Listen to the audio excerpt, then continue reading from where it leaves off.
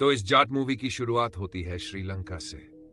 श्रीलंका के घने जंगलों के अंदर हम श्रीलंकन आर्मी को देखते हैं, जिनके साथ इस समय पर श्रीलंका के कई सारे लेबर्स होते हैं, यानी कि मजदूर। लेकिन दोस्तों, इन सारे मजदूरों में हम एक नौजवान को देखते हैं और यहीं से कहानी का असली मोड़ शुरू होता है। इन मजदूरों के साथ एक शख्स और होता है, राणा तुंगा, यानी कि रणदीप हुड्डा। मूवी के अंदर एक और किरदार है विनीत कुमार सिन्हा, जो राणा तुंगा का भाई बना है और उसका नाम है सोनू। अब यहाँ पर हम ये देखते हैं कि खुदाई के दौरान श्रीलंकन आर्मी के सोल्जर्स और मजदूरों को एक बहुत बड़ा बॉक्स मिलता है। एक ऐसा बॉक्स जो ढेर सारा सोना से भरा हुआ होता है।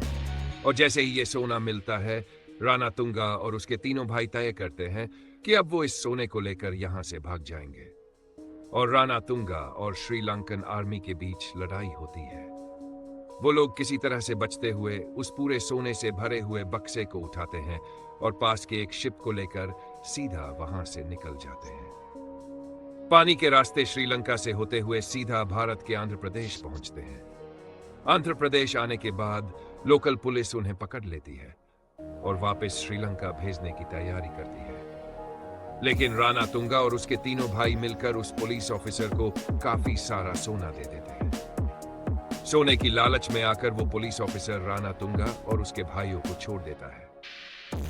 अब जो भी राणा तुंगा को रोकने की कोशिश करता है या उसके खिलाफ जाता है, उसे राणा तुंगा अपने भाइयों के साथ मिलकर खत्म कर देता है। और देखते ही देखते राणा तुंगा का आसपास के 30 गांवों पर कब्जा हो जाता है। अब कहानी में एंट्री होती है भारत की प्रेसिडेंट वसुंधरा की। हम देखते हैं कि उन्हें अचानक ऑफिस बुलाया जाता है। जब वो ऑफिस आती है तो उन्हें एक कुरियर दिया जाता है। उस कुरियर को खोलते ही उसके अंदर 10 लोगों के कटे अंगूठे और एक लेटर निकलता है। प्रेसिडेंट जब लेटर पढ़ती है तब उन्हें पता चलता है कि यह लेटर आंध्र प्रदेश के कोस्टल एरिया के एक छोटे से गांव की एक छोटी बच्ची ने लिखा है। वो बच्ची लेटर में बताती है कि उसके गांव के लोग बहुत बड़ी मुसीबत में हैं और केवल प्रेसिडेंट ही उनकी मदद कर सकती है। कुरियर बॉक्स के अंदर इसी बच्ची ने गांव के 10 लोगों के अंगूठे निशान के तौर पर भेजे थे, ताकि प्रेसिडेंट को मुसीबत का एहसास हो सके। और लिखा है कि अगर प्रेसिडेंट ने उनकी मदद नहीं की तो उनके गांव के लोग जल्द ही मारे जाएंगे। और ना लोकल सरकार उनकी मदद कर रही है और ना ही पुलिस। इसीलिए उस बच्ची को सीधे भारत की राष्ट्रपति से मदद मांगनी पड़ रही है। प्रेसिडेंट समझ जाती है कि गांव में जो कुछ चल रहा है वो बहुत खतरनाक है।